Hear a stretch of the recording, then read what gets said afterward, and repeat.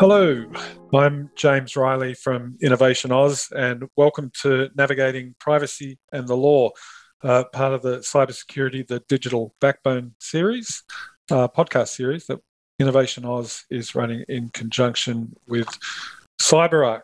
Today, I'm joined by Mike Trovato, founder, managing director at Information Integrity Solutions and global cyber practice leader at Internal Consulting Group. We also have Thomas Fikentscher from the Privileged Access Management Specialist CyberArk, where he's regional director. Okay, so where to start? In this episode, we're going to be discussing navigating privacy in the law. Obviously, a key pillar to Australia developing a robust cybersecurity frameworks is in the mechanisms we have to rigorously protect citizen data and information from in both the public and private sectors. We've had these increased reporting requirements, things like the GDPR, or the General Data Protection Regulation, and the notifiable data breaches framework that we have here in Australia.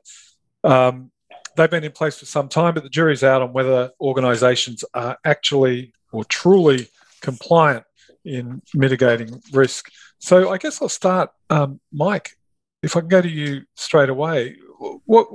Where are we now? Like, everyone's been focused on privacy through these GDPR and the data breach regulations. So where does that fit in the cybersecurity landscape?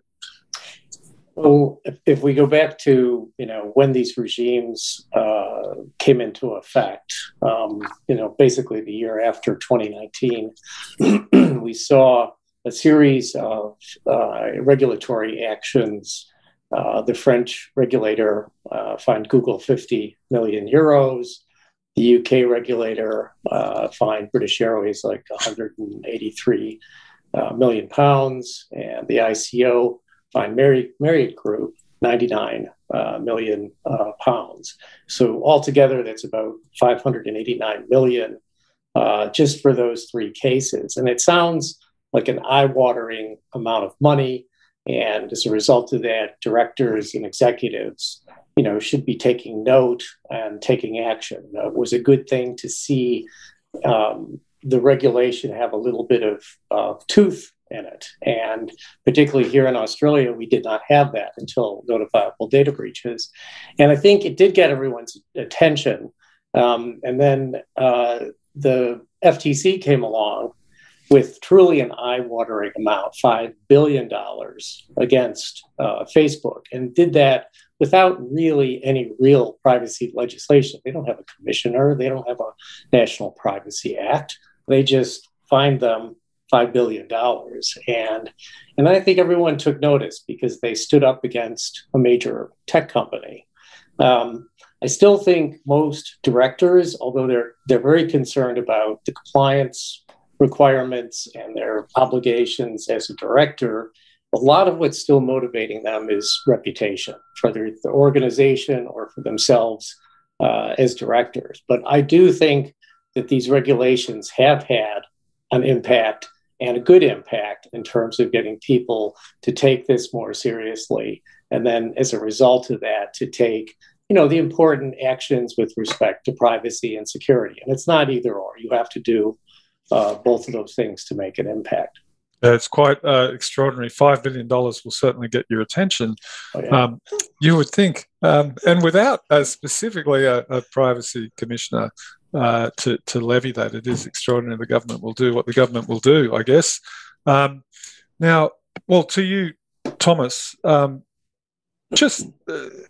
so I want you to answer the same question, I suppose, but against the context of how rapidly, seriously rapidly, we're moving to this kind of all digital economy. I know we kind of already have a digital economy, but things are moving so quickly, and things like security and privacy and data breaches and all of these things that we talk about in this podcast are becoming more critical, and the failures having a far greater impact than they might have previously.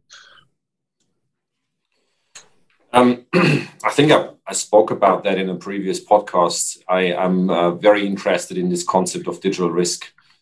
And the reason why I keep mentioning that particular topic is because I talk to so many organizations who talk to me about digital transformation, and I always like, what does that mean in your organization?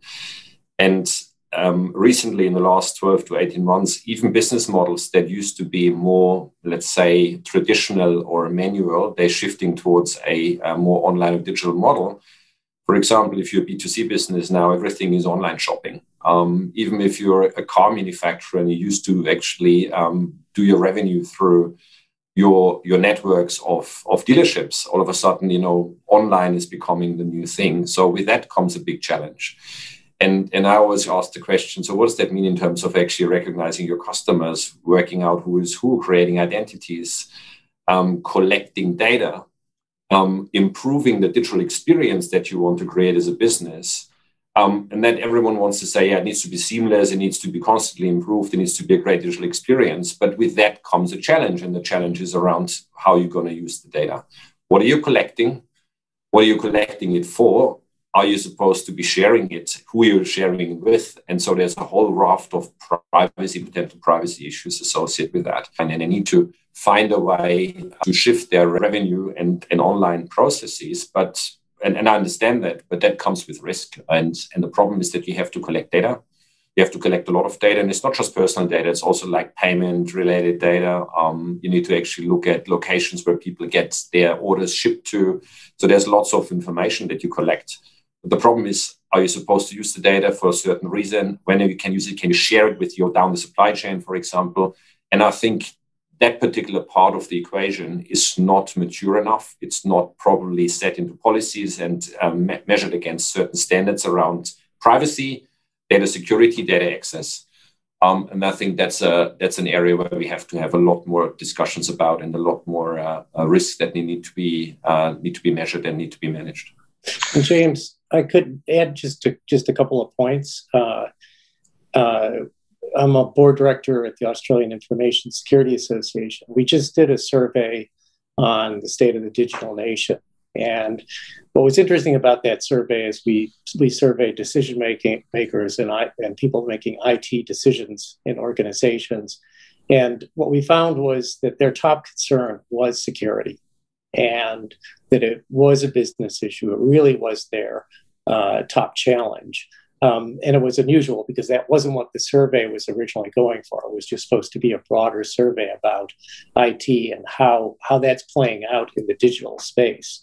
The COVID-19 pandemic accelerated that pattern, but it was already underway. And I think the digitization of everything is going to increasingly drive the requirements for privacy. Because if you think about it, privacy is the place where technology, business, and regulation come together in a really significant way.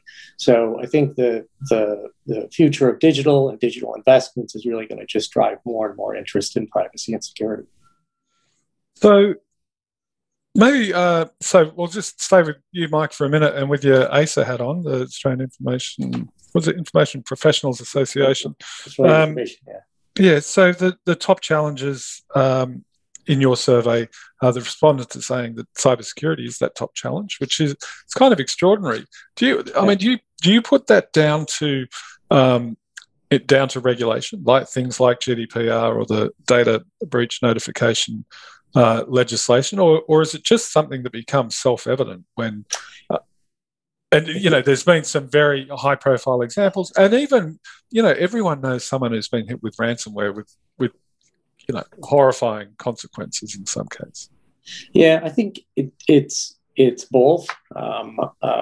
Compliance is definitely, one of the biggest problems that businesses face. In a recent artificial intelligence summit for New South Wales, the leading executive there, Greg Wells, stated it was their leading issue was getting the security stuff right.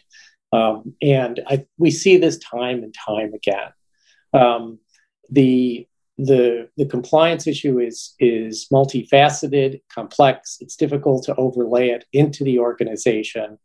And then, there are, let's say, a broader set of issues out there like shared risk, where what I do in my organization impacts your organization and so forth. And so we're really looking at an entire ecosystem. So I think some of this stuff, to your comment, it becomes self-evident. We can see the breaching all over the place. We see people's identity being compromised. And we realize this is something that we're truly all in together. And it's gone past almost compliance to, a true existential threat for an organization. And if you're going to be around in the future, you're going to want to decide what level of resilience do I want to achieve? What does that outcome look like? Do I want to drive the market, or do I want to be reactive? And then make your decisions accordingly.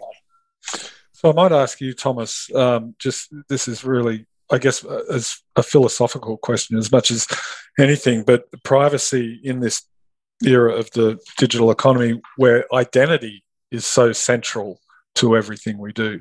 I mean, we all remember, well, the older of us remember that old cartoon, on the internet, no one knows you're a dog. But these days in a digital economy, not only do they know you're a dog, they know your preferences as a dog, your purchasing preferences and all the rest of it. So how do those two things fit together? Obviously, identity is central to everything that we do, but privacy is central to everything we do. So cyber becomes, hypercritical. I agree it is. Identity is the thing that connects us to everything that we use, the digital consoles, our iPhones, our, any phones, any sort of interfaces we use. That's the identity that you use right now. And more we use facial recognition systems. We use fingerprints, not just passwords. So it's all depending on identity. And then the whole thing continues. The application that you then uses their identity to connect to another system. If there are bots in between, they're using an identity to connect to another bot. So there's identities everywhere. So from that perspective, it's critical. The interesting thing for me is, so we're using identity and information attributes in our identity to connect to services, and we consume things. And we want that to be a very seamless experience. So sometimes you think you don't care, right? Let's just share everything. But at the same time, then you're actually concerned if something happens. You're concerned if that data is shared and, you do an online shopping experience and a day later you get all these emails. So you don't like that part of the experience. So there is a bit of a conundrum here. There's a bit of an interesting thing while we are I'm really in favor of all these digital services and, being happy to share identities and information surrounding identities. We also want to be in control of that. And I think, again, that is a topic that is not easy to resolve. We have to work out how we do that better. In our industry, we use a concept called zero trust. We start with the idea of saying you can't just trust a certain individual and say they behave in the right possible way. And you can actually build a security model around identities and what they're used for. But yeah, there is certainly a big discussion around that. Yeah, it's certainly an interesting one. Mike, what do you reckon in terms of identity management? Like, have we got the infrastructure available? Do we have the tech to manage identity in a way that creates safe or bomb-proof, cybersecurity, but still enables the amount of flexibility that we need to operate in life? Look, I think you're really going in the right direction in terms of delivering a safe product or service. We have the expectation of safe cars and safe airplanes, safe water, and so forth. And for some reason in this area of information technology or digital, we expect the consumer to take a significant responsibility in managing the safety of our products. So I think the world of IT has to do better, which includes getting the capabilities built into the organization to manage the technology appropriately. Identity management is a basic area that every organization has to get right. And if you look what happens in organizations, and I've gone into organizations and tried to see, are they leaking personal information, or could I obtain it through an attack? And almost every organization fails both those tests. And we need to do a much, much better job to protect information. And, from a regulatory perspective, the OAIC's expectation is that you're going to take reasonable precautions to protect data. And to each organization, I think they struggle, they scratch their heads, they wonder what's reasonable.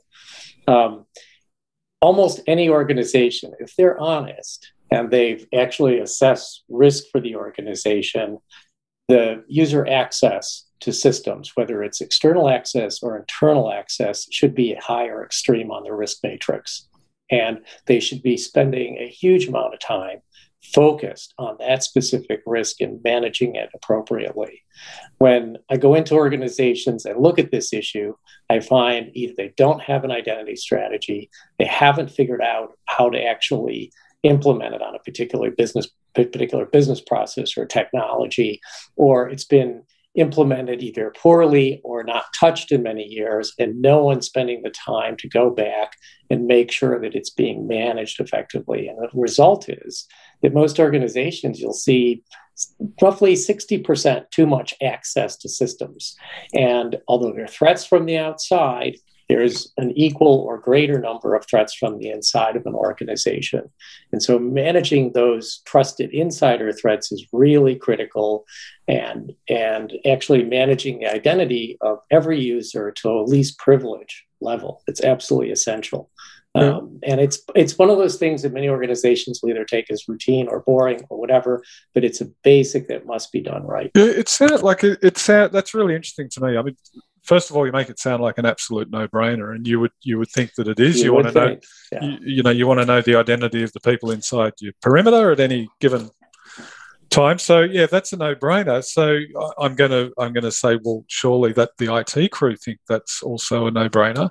So we've talked before on this podcast about some of the cultural issues that get in the way. And Thomas, maybe you want to go here, but is there a difficulty in translation between an IT manager's head and the board of directors, or is it like where is the bottleneck in just the fundamental communication if it's such a no-brainer?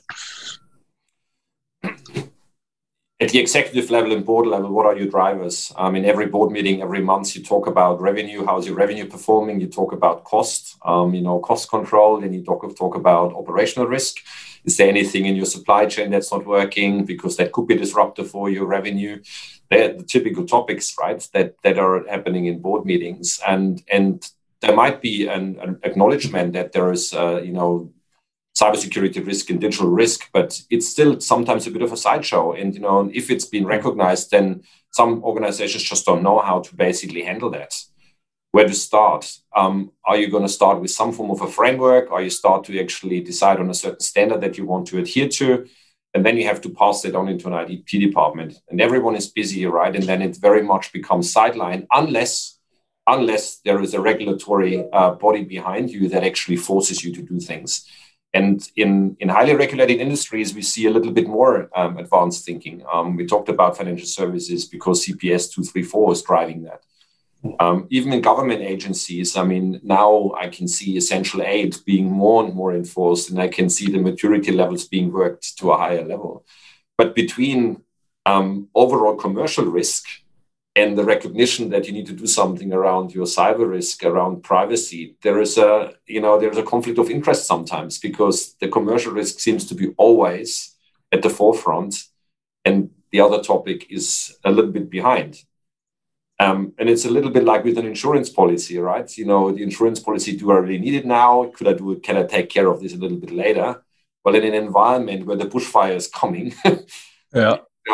Don't build the house right in there. And, you have to think about it a little bit differently. So I'd say there are still lessons to be learned. It needs to be discussed more often at executive level. Yeah, and I would agree with Thomas. And boards definitely fall into traps, a single-minded, pursuit business objectives to the exclusion of other considerations, things like ethics and corporate governance, which should be high on their priority list, and conflating what they can do with what they should do. Becoming enamored with technology and data analytics and AI and all these wonderful technologies without really thinking through the consequences. And I think what we're not as good at, although we're starting to learn, is understanding consequence from a societal level, at a organizational level, and an individual level, and understanding all those three things so that they work together. And as Thomas said, that financial expediency ends up pushing often organizations in the wrong direction, which includes over-relying on their technology and thinking it's okay, or their terms and conditions, and offloading the risk back to the customer, and they shouldn't be doing that. So a lot of organizations fall into those kinds of traps, and then what falls out of it is an underinvestment in technology, an underinvestment in cybersecurity, an underinvestment in the privacy and compliance area. Yeah, I'm a little bit fascinated by something I think it was you, Mike, was saying about these. We're really in ecosystems of technology, and this notion of being interconnected, and which I guess goes to the privileged access management and tracking identity and all these sorts of things in supply chains. I guess I'm not even sure how to put this, except for in Australia anyway, technology has tended to be talked about in a very siloed fashion. So within a large organisation, technology is a silo. It doesn't seem to, we haven't had these big discussions about tech as this horizontal ecosystem of influences. And I'm finding it a little bit fascinating now, because I think we're getting a little bit of the discussion around big tech and the media platforms, and Facebook blew up today. If you listen to this, today's the day that Facebook News got turned off on their news feeds. And I just wonder if this is the start of discussions where technology actually is viewed as it should be, as a very horizontal, as these large companies get larger, as something that has genuine and significant influence and impact across the entire system of social systems and economic systems and everything that we do. And then central to that again is the security of those systems. That was I guess that was more a comment than a question. Anyone want to jump in? Look, I agree this is happening. And if you look today in the AFR, there was a study released by Amazon. Australia is going to need 6.5 million additional digital workers by 2025, 79% increase, and a 33% increase in cybersecurity. This cybersecurity is pervasive. Privacy is pervasive. Everyone is going to have to get more savvy about this stuff at all levels of the organization. It is what your organization is today. In fact, myself and my business partner, Malcolm Crompton, who's a former Australian privacy commissioner, wrote a book for the Australian Institute of Company Directors. We basically said, in that book, you have to start looking at your data as an asset. In fact, it's probably the greatest asset if it was on your balance sheet, and that it's also a liability. And as a result of that, you need to understand compliance, but you need to focus on performance. This is your lifeblood. This is your business today. And if you're not, as an executive or a board member, if you're not highly focused on it, learning about this stuff and figuring out how it's going to play out in your organization, you're not a survivor. It really is actually that simple. You're going to be playing catch up. You're going to be chasing fires and data breaches, and it's not going to be a good picture for you. Survival of the fittest. You're absolutely. Yeah, it's. You certainly wouldn't say there's a bleak future in store, but when you see surveys like that one that AWS published today, where you need this, saying Australia needs a 79% increase in the digital skill, like just sheer numbers of people working who have digital skills working in the economy. It is, that's quite a mountain to climb, isn't it? It's breathtaking because, not everyone in Australia is interested in those kinds of jobs.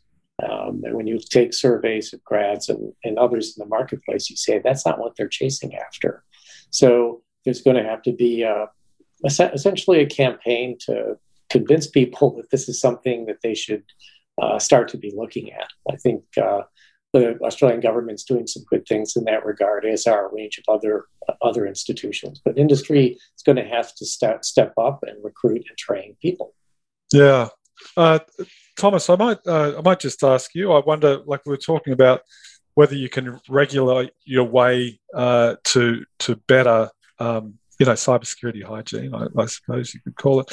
But in Australia anyway, I just want to, we've touched on this previously, but the maturity of the conversations that we're having now, does it kind of match the scale of the mountain we've got to climb? If you know what I mean, in relation to looking after data breaches, just better understanding what needs to be done. We're still in catch-up mode. We're not ahead of the curve. The conversations that I'm having are with organizations who want to move ahead because they see a business opportunity. Take for example, retail organizations. What they're doing right now, they're collecting a huge amount of data. They're giving you out loyalty cards. They try to understand who you are. They want to understand your preferences. They want to understand your behaviors when they offer you certain things. And they're collecting all this information because it's all about creating new digital experiences. But by doing that and by being more and more reliant on the technology and the architectures functioning, they're creating an increasing amount of risk for their businesses, because a single breach that someone has access to that data store or that amount of information can really, really disrupt you severely. So I think this idea of what we would say security by design brings security considerations in your digital transformation initiatives from the beginning is still not at the front of most people's minds. As I said previously, it's the revenue thing that is the driving factor. But your revenue could be severely compromised if you don't get that right. And that happens in any industry. It happens in the building sector because you're digitizing, buildings and whole suburbs. You're doing that in the mining sector. You're relying on supply chain integration. It happens everywhere. So from my perspective, we are still in catch-up mode. And I wish, and probably Mike agrees with me, I wish that, this should be a standing agenda in every board meeting every month. That's where we should get to. But there's a lot of education to be done. And I guess I would just add to that privacy by design for programs and projects. And we are seeing organizations that are a bit more forward-thinking, especially with respect to digital, rolling out new products and services, and actually doing some of that good privacy by design work, either leveraging off of legislation. You take, for example, if you put the functionality of it aside, the Commonwealth COVID app, the legislation is probably the strongest privacy legislation in the world. And then when they designed the application, they met that. It was actually a very good outcome. Or if you look at the digital visitor registration systems that are being deployed across Australia in different states, similar kinds of things. They're adhering to a high standard. They're designing the product to actually deliver on that. That's the kind of stuff we need to see, going forward. It's very hard to go back. And to Thomas's comment, the catch-up part, that's pretty hard to do. Once it's coded and rolled out, it's hard to go back. Yeah, I do feel for some of these big government transformations where they're running giant stacks of very, very old code and having to deal with that and building a front end on top of it. Look, thank you very much today to Michael Trovato, Founder Managing Director of Information Integrity Solutions, and Thomas Fikentscher, Regional Director ANZ at CyberArk. Thanks for that great discussion on privacy and the law. Thanks, James. Thank you, James.